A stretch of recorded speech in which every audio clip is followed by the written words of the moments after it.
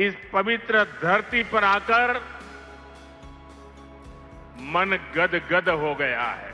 BJP NDA के सुशासन model की तस्वीर बन रहा है। इतिहास के पन्नों में दर्ज हो गया है। हाइड्रोजन ट्रेन का जिक्र आएगा तो जिंद का, सोनीपत का, हरियाणा का नाम भी आएगा ही आएगा। 10 कोच वाली हाइड्रोजन ट्रेन चलाकर दुनिया में अपना झंडा गाड़ दिया है। साथियों,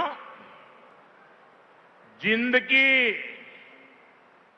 इस गौरवशाली भूमि से आप सभी को मेरी राम राम।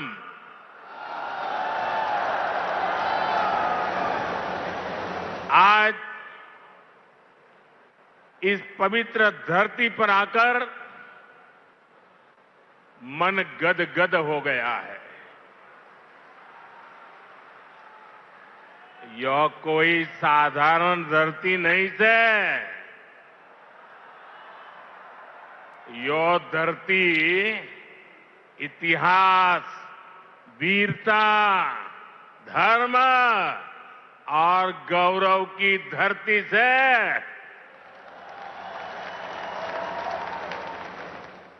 शक्तिपीठ माता जयंतिया का नाम और आशीर्वाद इस शहर पर बना रहता है। और मेरे लिए तो जिंद आना पुरानी यादों का झरोखा खोलने जैसा है। मैं बैठे बैठे कई चेहरे देख रहा था, पुराने, सारे परिचित चेहरे। बहुत लोग होंगे जो क्लेम करते होंगे कि मैं उनके स्कूटर पर जिंद में आया करता था। कई दशक पहले मैं संगठन के काम से पहली बार जिंद आया था। फिर आप लोगों ने मुझे जो अपनत्व दिया, जो प्रेम दिया, वो आज तक मैं भूला नहीं हूं। मुर्रा भैंस का दूध, दही और घी, जिंद का देसी बुरा और यहां का घेवर, ये वो यादें हैं जो जिंद से जुड़ ही जाती है। साथियों, इतने वर्षों में जिंद का घी और जिंद का घेवर तो नहीं बदला, लेकिन जिंद के तेवर बदल गए हैं। आज जिंद बीजेपी एनडीए के सुशासन मॉडल की तस्वीर बन रहा है। बीते वर्षों में पूरा हरियाणा ही विकास की नई पटरी पर चल पड़ा है। आज का ये कार्यक्रम डबल इंजन की बीजेपी सरकार के इसी मिशन को नई ऊर्जा से भर रहा है। साथियों, आज जिंद का, हरियाणा का नाम इतिहास के पन्नों में दर्ज हो गया है। आज यहां से देश को पहली हाइड्रोजन ट्रेन मिली है। आपको याद होगा साथियों, आज भी हम पढ़ते हैं, सुनते हैं कि भारत में पहली ट्रेन बॉम्बे से ठाणे के बीच चली थी, जिसे आज मुंबई कहते हैं। वैसे ही भविष्य में जब भी हाइड्रोजन ट्रेन का जिक्र आएगा तो जिंद का, सोनीपत का, हरियाणा का नाम भी आएगा ही आएगा। मैं आप सभी को, पूरे देश को भारतीय रेल की आधुनिकता से जुड़े इस बड़े कदम के लिए बहुत बहुत बधाई देता हूं। साथियों, आज 14,000 करोड़ रुपए से अधिक के अन्य प्रोजेक्ट्स भी हरियाणा को मिले हैं। इसमें रेलवे के, हाईवे के अनेक प्रोजेक्ट्स हैं, हमारी विरासत से जुड़े प्रोजेक्ट्स हैं और 2 नए मेडिकल कॉलेज भी हरियाणा की सेवा के लिए समर्पित है। भिवानी में पंडित नेकीराम शर्मा मेडिकल कॉलेज और नारनौल में महर्षि च्यवन मेडिकल कॉलेज और राव तुलाराम अस्पताल, इससे हरियाणा की स्वास्थ्य सेवा और सशक्त होगी। साथ ही इससे यहां के नौजवानों के लिए डॉक्टर और अन्य मेडिकल प्रोफेशनल्स बनने के नए रास्ते भी बनेंगे। इन सभी प्रोजेक्ट्स के लिए भी हरियाणा के मेरे सभी भाई बहनों को बहुत बहुत बधाई। साथियों, आज जिंद और हरियाणा के लोगों की मैं एक और बात के लिए सराहना करूंगा। स्वच्छता से स्वागत पहल को आपने जिस गंभीरता से लिया है, जिस तरह मेरे आने से पहले यहां के लोग स्वच्छता अभियान में नए सिरे से, नई ऊर्जा से जुटे हैं, वो दिल खुश कर देने वाला है। और मैं देख रहा था पिछले 1 सप्ताह से सोशल मीडिया में आपका ये जो सफाई अभियान चल रहा है, उसकी भारी चर्चा रही है। लेकिन कुछ लोगों ने ये भी कहा है सोशल मीडिया में, मोदी जी आप बार बार आइए ताकि हमारा जिंद स्वच्छ रहे। जिस महाशय ने ये भाव व्यक्त किया है, मैं उनका धन्यवाद करता हूं। लेकिन मैं जिंद वालों से आज कुछ मांगने आया हूं। आप मुझे बताइए, क्या इस सफाई के लिए, ये स्वच्छता के लिए मोदी का आना जरूरी है क्या? अगर जिंद के लोग तय कर लें, हरियाणा के लोग तय कर लें कि अब हम गंदगी नहीं करेंगे, तो जिंद कभी गंदा होगा क्या? हरियाणा में गंदगी आएगी क्या? तो काम एक ही करना है, मोदी के आने की जरूरत नहीं है, सिर्फ आप तय कर लीजिए। स्वच्छता ये हमारा स्वभाव बना देंगे, स्वच्छता ये हमारे संस्कार बना देंगे। हम स्वच्छता को इसी तरह अपनी हर दिन की जिंदगी का हिस्सा बनाएंगे। साथियों,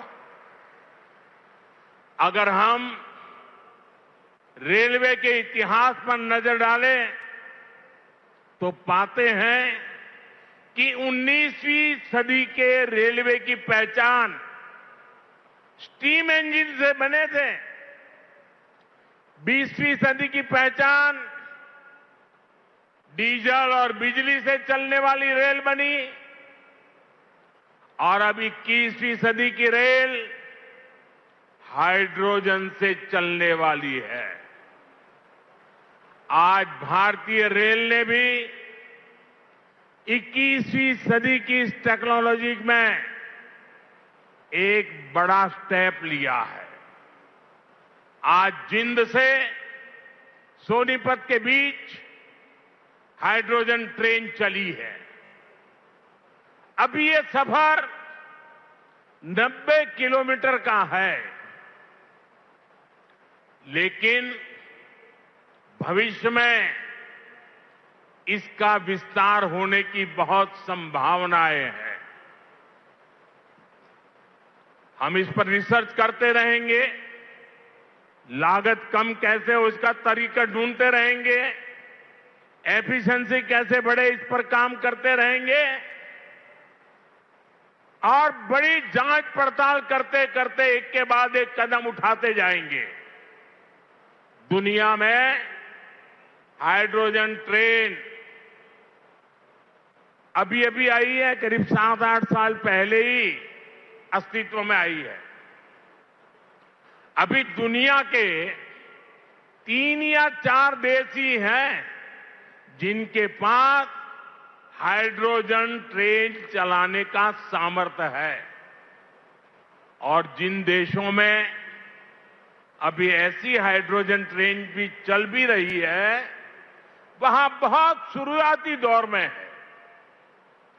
लेकिन भारत की जो ये हाइड्रोजन ट्रेन है उसके सामर्थ्य के बारे में सुनकर आपको भी गर्व होगा, एक एक हिंदुस्तानी को गर्व होगा।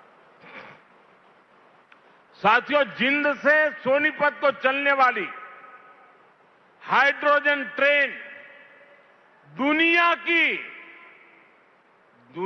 की सबसे ताकतवर हाइड्रोजन ट्रेन है।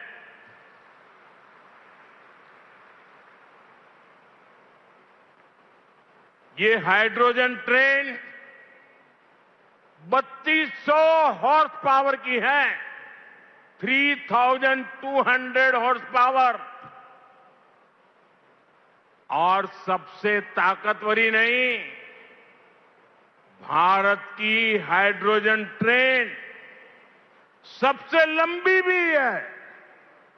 दुनिया में जहां हाइड्रोजन ट्रेन चल रही है वो 3 या 4 कोच वाली है और भारत ने पहली बार में सीधे 10 कोच वाली हाइड्रोजन ट्रेन चलाकर दुनिया में अपना झंडा गाड़ दिया है।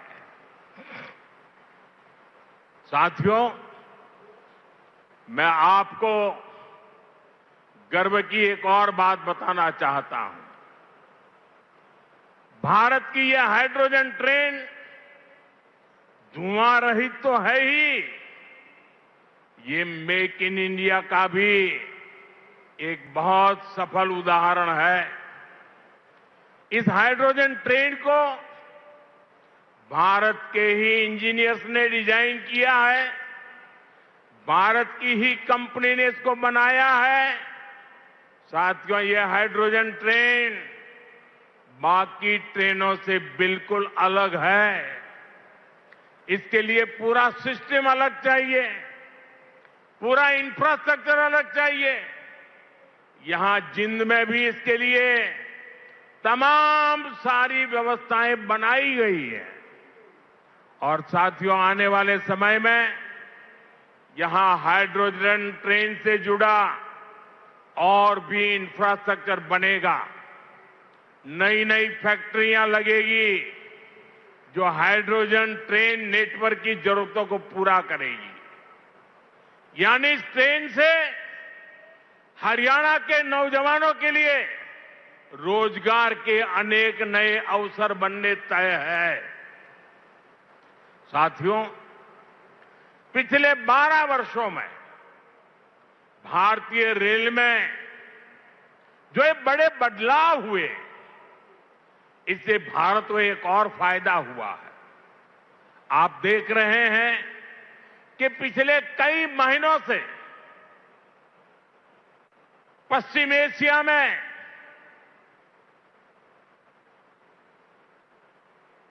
हॉर्मुज के पूरे क्षेत्र में, ईरान और गल्फ में युद्ध चल रहा है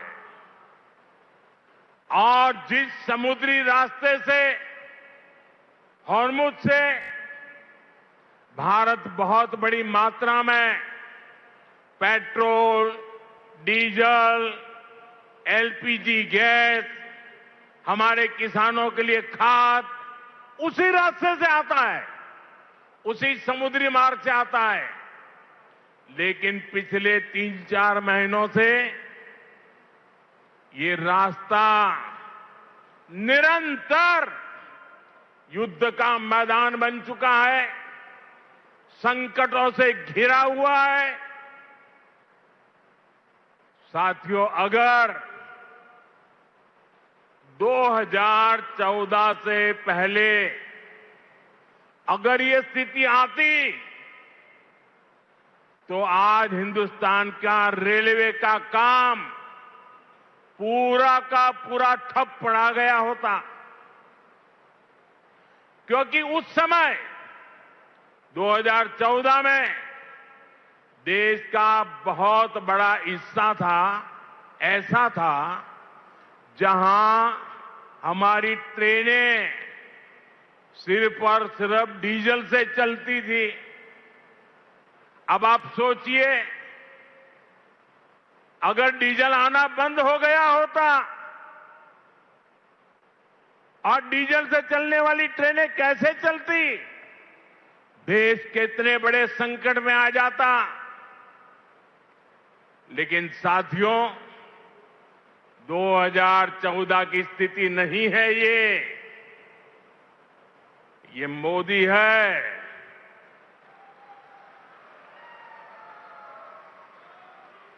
बहुत पहले सोचता भी है और समस्या के समाधान के रास्ते भी जमीन पे उतारता है।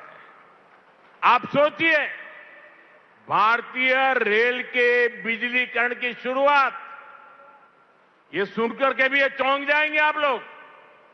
बिजलीकरण की शुरुआत 1925 में हुई थी, यानी करीब 100 साल पहले। 1925 से लेकर 2014 तक, यानी करीब 90 साल में पूरे देश का जो रेल नेटवर्क था, उसका सिर्फ 30%, 30%, 1/3 से भी कम रेल नेटवर्क का बिजलीकरण हो पाया था। 70% क्षेत्र डीजल से चलता था और जिस गति से 90 साल में 30% काम हुआ, तो 100% होते होते 300 साल लग जाते, 200 और लगते। भारतीय बिजलीकरण रेलवे का शायद नहीं हो पाता, डीजल से ही रेल चलती। लेकिन बीते 12 वर्षों में भारत के करीब 99% रेल नेटवर्क का बिजलीकरण हो चुका है। हरियाणा में रेल नेटवर्क का 100% बिजलीकरण हो गया है। इस वजह से लड़ाई होने के बावजूद भी, तेल का संकट पैदा होने के बावजूद भी भारत की रेल रुकी नहीं है, भारत की विकास की गाड़ी अटकी नहीं है। ट्रेनें निरंतर चलती रही। साथियों, रेल हो, रोड हो, कनेक्टिविटी का ऐसा काम सुविधा भी देता है और विकास की गति भी कई गुना बढ़ा देता है। आज जिंद जो इतने सारे हाईवे से जुड़ रहा है, अभी इस मंच से भी 3 बड़े प्रोजेक्ट शुरू हुए हैं। दिल्ली, अमृतसर, कटरा एक्सप्रेस वे के हरियाणा वाले हिस्से का लोकार्पण हुआ है। जींद गोहाना नेशनल हाईवे भी राष्ट्र को समर्पित किया गया है। इसके अलावा अंबाला काला आम 4 लेन से भी हरियाणा और हिमाचल दोनों राज्यों के लोगों को बहुत सुविधा होगी। साथियों, अब जिंद देश का ऐसा जिला बन गया है जो 5 नेशनल हाईवे से कनेक्टेड है। ऐसी कनेक्टिविटी से यहां के किसानों और पशुपालकों की उपज को बड़ी मंडियों तक पहुंचाना आसान और सस्ता होगा।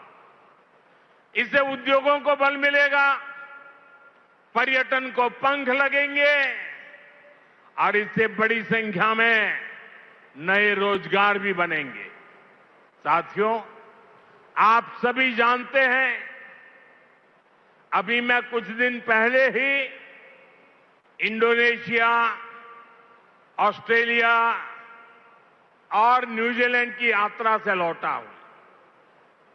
वहां भारत ने अनेक तरह के समझौते किए जिनकी बहुत चर्चा हुई है, लेकिन एक विषय ऐसा है जिस पर उतनी बात नहीं हुई।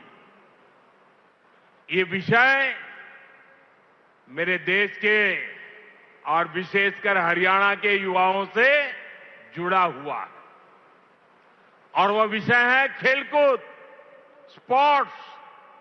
साथियों, ऑस्ट्रेलिया और न्यूजीलैंड में वहां की सरकारों से स्पोर्ट्स को लेकर मेरी व्यापक चर्चा हुई है।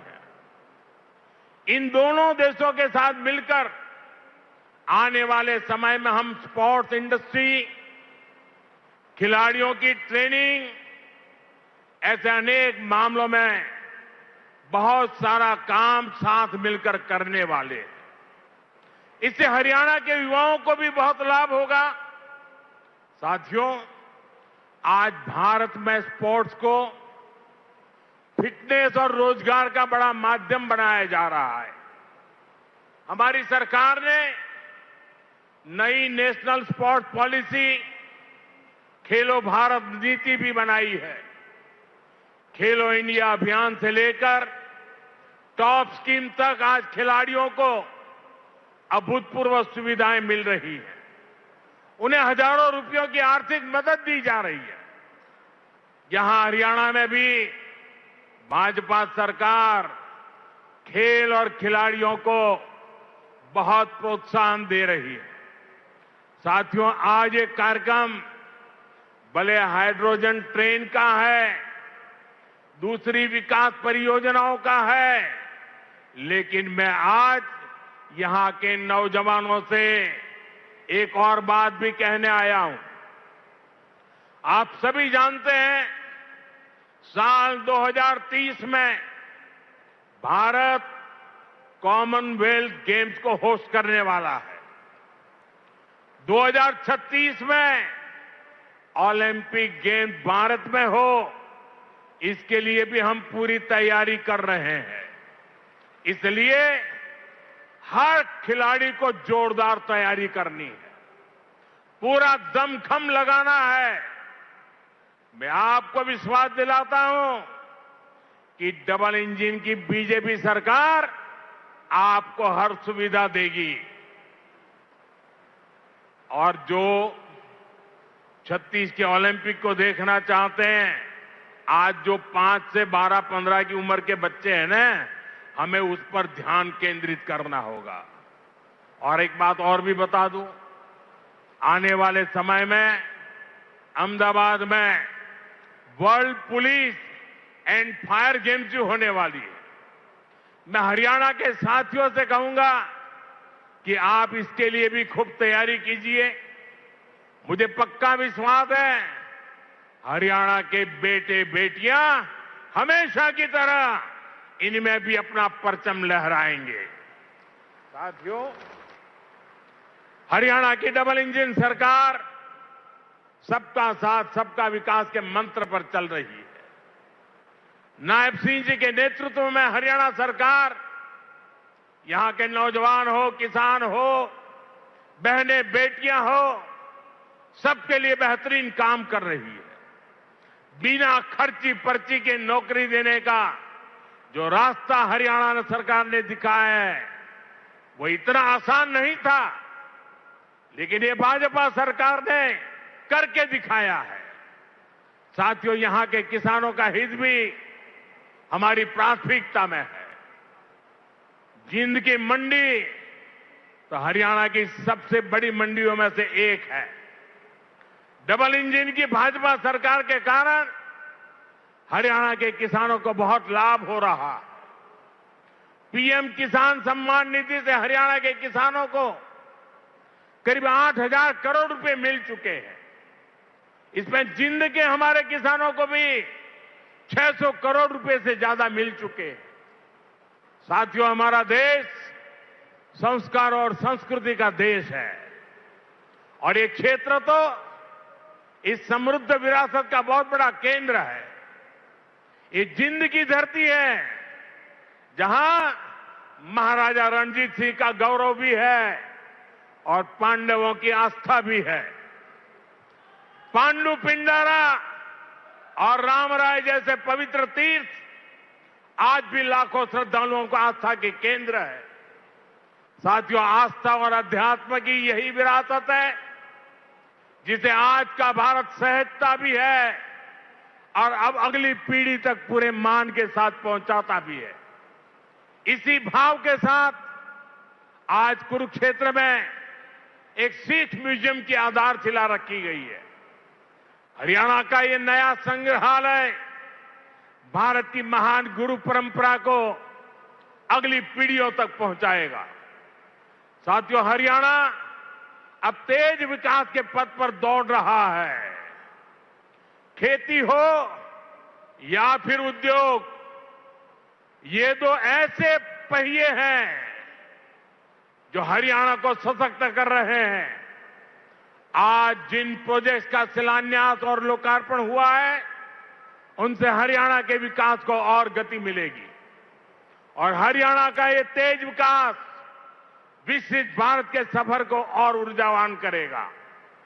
इसी शुभकामना के साथ आप सभी को फिर से बहुत बहुत बधाई देता हूं और देशवासियों को भी देश की पहली हाइड्रोजन ट्रेन के लिए अनेक अनेक शुभकामनाएं देता हूं। मेरे साथ बोलिए, भारत माता की, भारत माता की, भारत माता की। बहुत बहुत धन्यवाद।